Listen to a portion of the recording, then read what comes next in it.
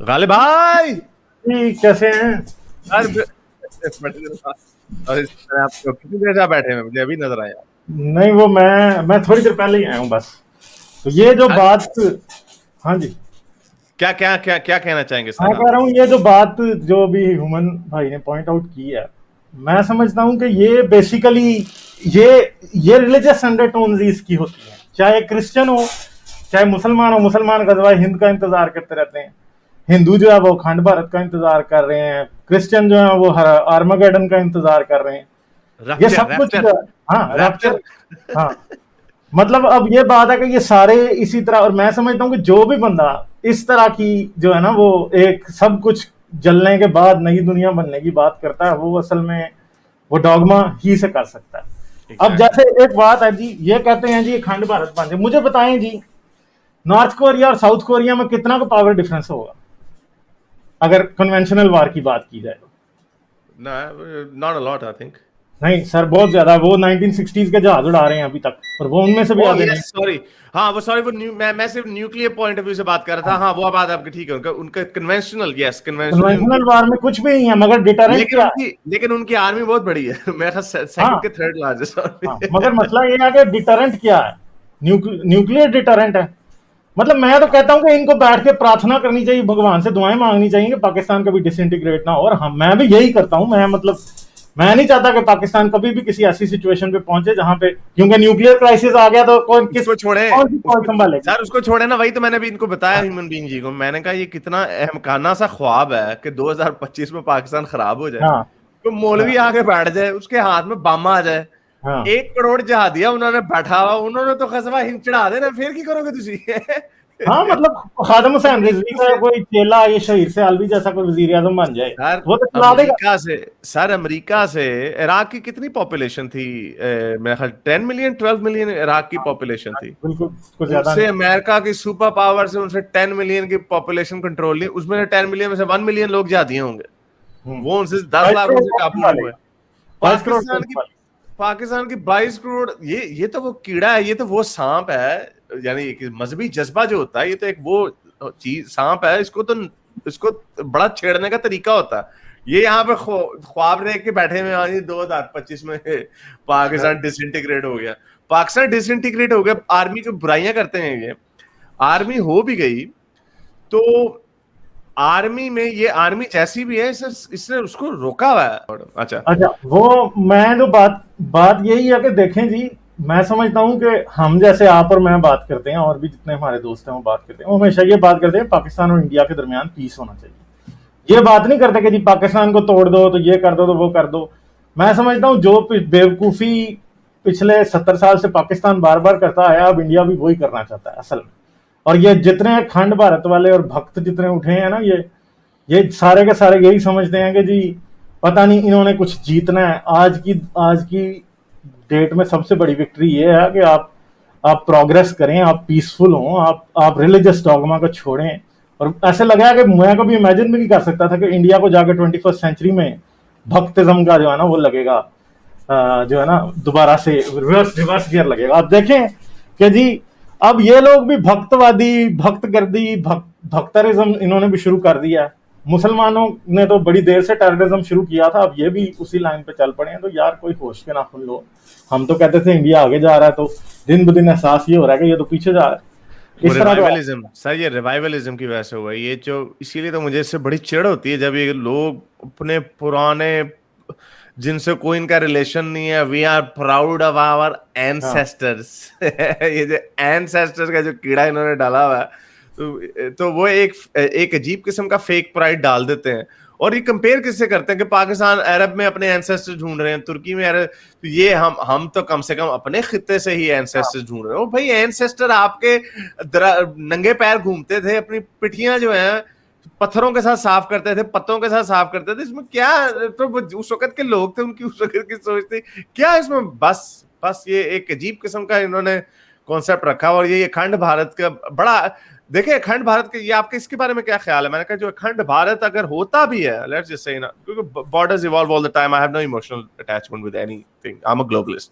सो अगर सब कॉन्टिनेंट कभी यूनाइट भी होता है तो उसको सेकुलर लोग यूनाइट करेंगे ना। हाँ, अगर हमारे, मैंने भी यही बताया कि अगर हमारे यहाँ पर लेट्स से इस्लाम की कमर टूट जाती है पाकिस्तान में इन 60-70 ईयर्स, 50-60% और आइदर एथिस्टिक और यू नो और जो रह गए उनको भी कोई इतना इंटरेस्ट नहीं है, इमेजिन दैट।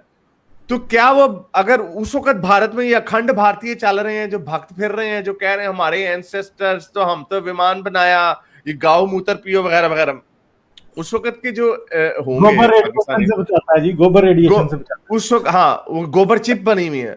वो हाँ, उस वक्त के लोग इनको देख के वो तो कहेंगे दीवार दीवार लगाओ यहाँ पे, बाढ़ लगाओ मुझे, हमने नहीं इधर जाना। सो उस वक्त भी अगर इंडिया भी वहां पे भी लोग सेकुलर होंगे, सेकुलर लोग इकट्ठे होंगे ना जो साइंस को मानेंगे, जो फ्यूचर की तरफ देखेंगे, जो ग्लोबलिस्ट होंगे, जो लोगों में डिस्क्रिमिनेशन नहीं करते होंगे, तो दैट इज द मजे की बात है। जो अखंड भारत के ख्वाब देखने वाले हैं वो वही सबसे बड़ी रुकावट है अखंड भारत के रास्ते में। यही बात है। अब सिंपल सी बात है कि जी हमें पता है कि पाकिस्तान जब तक सेकुलर कंट्री नहीं बनेगा पाकिस्तान का प्रोग्रेस शुरू नहीं होगा। अभी पाकिस्तान को का रिवर्स गियर उस वक्त खत्म होगा जब पाकिस्तान एक सेकुलर कंट्री बनेगा, और अभी यानी अभी तो हम रिवर्स गियर में ही जा रहे हैं ना, अब अगला गियर नहीं लगेगा। मगर ऐसे लग रहा है कि अब इस तरफ से भी सेकुलर इंडिया को खत्म करने की बातें हो रही हैं, तो जी आगे फिर क्या करेंगे आप? अखंड भारत यार, मतलब क्या फिर कहीं कहीं पाकिस्तानी और कहीं अफगानी ऐसे हैं जो आजकल नजर आ जाते हैं, वो जी अखंड भारत जिंदाबाद कर रहे हैं और ये बैठे तालियां बजा रहे हैं। अफगानी, मैं बहुत मुझे छोटे अफगानी यार। देख, अब सर अफगानी देख के तो मुझे मेरे जहन में एक और ही तस्वीर है, मैं कहा यार कोई तालिबाना ने सुन लिया उन्होंने तो तन्नू लम्मिया पा देना। नहीं वैसे तो तालिबान नहीं ये जो अफगान भाई जैसे लोग हैं, अफगान भाईजान वगैरह जैसे लोग, जो एक वो एक अजीब सी एक वेव चल रही है ना वो इंडिया के साथ, और एंटी हाँ, पाकिस्तान एक एलिमेंट, ठीक है, यू नो यू हैव आपके अपने व्यूज होते हैं, लेकिन मैं कहता हूँ अफगानिस्तान में जितनी गुर्बत है और जितनी इस्लामियत है, इस्लामिज्म है, वो तो कभी वो तो काफर से ये, लेकिन उसी तरह की अनहोली अलायंस है जिस तरह पाकिस्तान की चाइना के काफरों के साथ चाइना के साथ। दोस्ती हाँ, है। यानी और उन्होंने लम्या पा देना, तो ये कभी उसके साथ नेचुरली जब तक इस्लाम है तब तक ये लोग इकट्ठे नहीं हो सकते। वैसे सबसे ज्यादा जो हिंदुस्तान को लूटा है वो तो अफगानियों ने लूटा है। ठीक है, अगर हाँ, मुगल भी थे तो मुगल जो इधर उधर हुक्मरानी से ही आए करते थे। दौलत इधर ही रहती थी, दौलत इधर ही हाँ, रहती थी। अफगानी आते थे उठा के सारा कुछ वापस भाग ले जाते जाते थे। थे। ठीक है, हाँ, कंधार से मुगलों के सिक्के निकलते हैं और इंडियन हुकूमतों के सिक्के निकलते हैं सारे। जब कहीं कोई आर्कियोलॉजिकल डिग वगैरह कहीं निकलती है तो वहां से इनके सिक्के निकलते हैं। क्यों? क्योंकि वो लूट लूट के ले गए। मंदिरों के अंदर जितना सोना चढ़ा होता था वो उठा के ले जाते थे। कोई सोने की मूर्ति इन्होंने मंदिर में लगाई वो उठा के ले जाते थे। ठीक है, तो पाकिस्तानियों को भी मुसलमान किन्होंने किया? अफगानियों ने। अब कई बार अफगानी ये कहते हैं जी पाकिस्तान ने हमारे साथ बड़ा बुरा किया।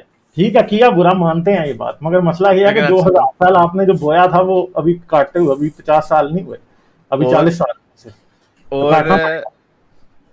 एक पाकिस्तान का भी तो मसला है ना। अब जो ड्यूरंड लाइन जो है अफगानिस्तान की, जो भी नॉन तालिबान हुकूमत थी, उन्होंने ये मेरे ख्याल करजाई ने कहा था, या ये आजकल का क्या प्रेसिडेंट का नाम है, ये उसने स्टेटमेंट दी थी कि हम कभी भी क़यामत तक ड्यूरंड लाइन को एक्सेप्ट नहीं कर सकते, और वो अच्छा खासा अंदर तक आते हैं हाँ जो हाँ, खैबर पख्तूनख्वा के, और कहते हैं ये हमारा तो पाकिस्तान अटक ने भी अपनी, हाँ, अटक अटक का जो खुशहालगढ़ का पुल है वो कहते हैं यहाँ तक हमारा है। तो अटक का पाकिस्तान ने खुशहालगढ़ भी, का पुल 60 किलोमीटर है इस्लामाबाद से, वो कहते हैं यहाँ तक हमारा है। तो कौन देगा इनको? कोई भी नहीं देगा भाई। बॉर्डर चेंज होते हैं, चीजें बदल जाती हैं।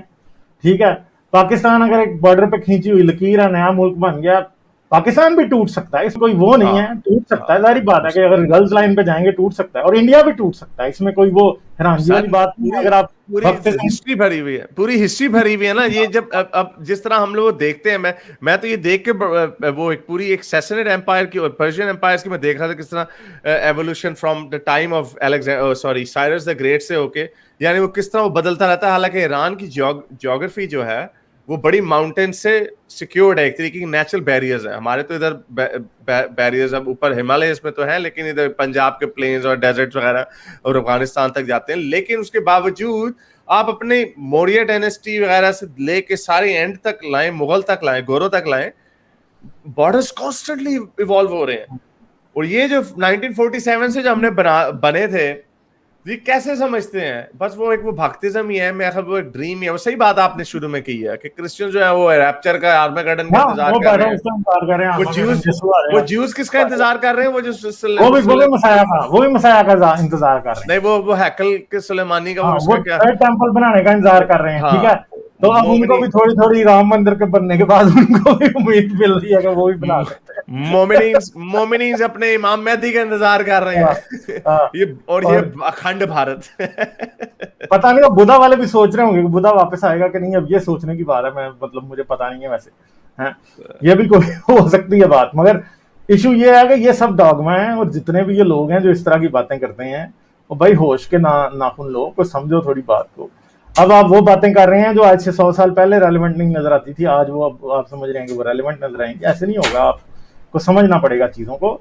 और ये जो आप आग जला रहे हैं ओवर रिलीजियोसिटी की इंडिया में, इसका रिजल्ट पाकिस्तान से डिफरेंट नहीं निकलेगा।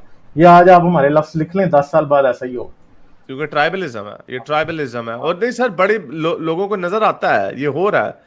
ऐसे ही नहीं बाकी दुनिया के लोग, ये ऐसी आहिस्ता आहिस्ता सी आग लगा रहे हैं कि जो पास बैठे हुए हैं उनको ये जो आग से जो सेक निकल रहा है, ये उसको वार्मथ लग रही है। ये बात में इन्हें पता चलेगा, ये जलेंगे इस आग में। मेरे इस नेक काम को जारी रखने के लिए मुझे पेपैल या पेट्रियन पे जरूर सपोर्ट कीजिए, ताकि मैं अपना पैगाम ज्यादा से ज्यादा लोगों तक पहुंचा सकूं।